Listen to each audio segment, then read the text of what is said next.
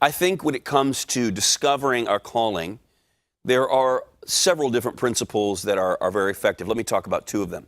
One of them is simply the answer to this question: what is it that you enjoy doing? And what is it that you are good at? I was preaching in a Bible school several years ago, and afterwards one of the students came up to me.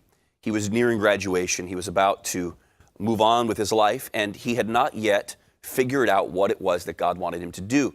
So he wanted me to pray for him, and he wanted my advice. And he said, how can I discover what God wants for my life? And we were standing next to a lamp, and I noticed that it had been unplugged from the wall, and the plug was just lying there.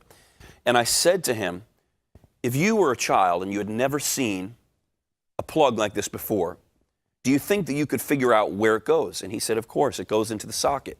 I said, how would you know that? He said, because you can tell by looking at them that they're made for each other. And I said, this is one way that you can tell what God wants for you.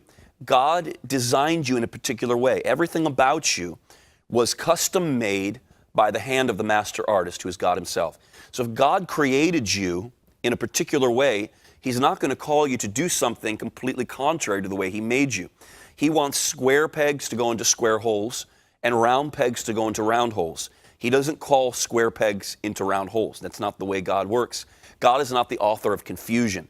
So many times, if you just look at your own makeup, what is it that you enjoy doing? What is it that you're good at? What is it that brings you joy and satisfaction?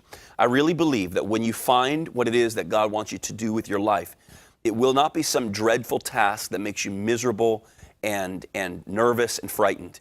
When you find what it is that God wants you to do with your life, it's going to be something that is so wonderful it makes you want to jump out of bed every morning, and you won't be able to wait to meet the day, because you'll know that this is what you were created for. It was what you were put on the earth for. So I would say that that is one very big principle. There's another principle that I've taught on in the past, taken from the teachings of Paul, where Paul is teaching about how he says that he wishes that everyone were single, had the gift of singleness like he was.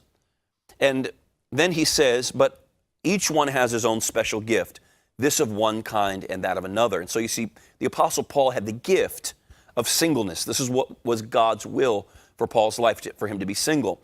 And because he had that gift, it seemed to him like everybody around him should also be single. Because you see, when you have a gift and God's grace is upon you for a certain thing, that thing seems so obvious and so evident that you think everybody else around you should also be doing it.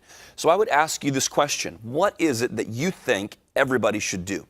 What is it that you think is the most important thing? If you think everybody should be an evangelist, you're probably called to be an evangelist. If you think that everybody should be a humanitarian worker, then you're probably called to be a humanitarian. Do you think that everybody around you should feed the poor, or should be a pastor or something like that? Chances are that whatever it is that you think everybody else around you should be doing, that's what God's called you to do. So there's two lessons from that. Number one, take that advice, learn what it is that God's called you to do. And number two, don't make the mistake of trying to force other people around you to do what you're called to do.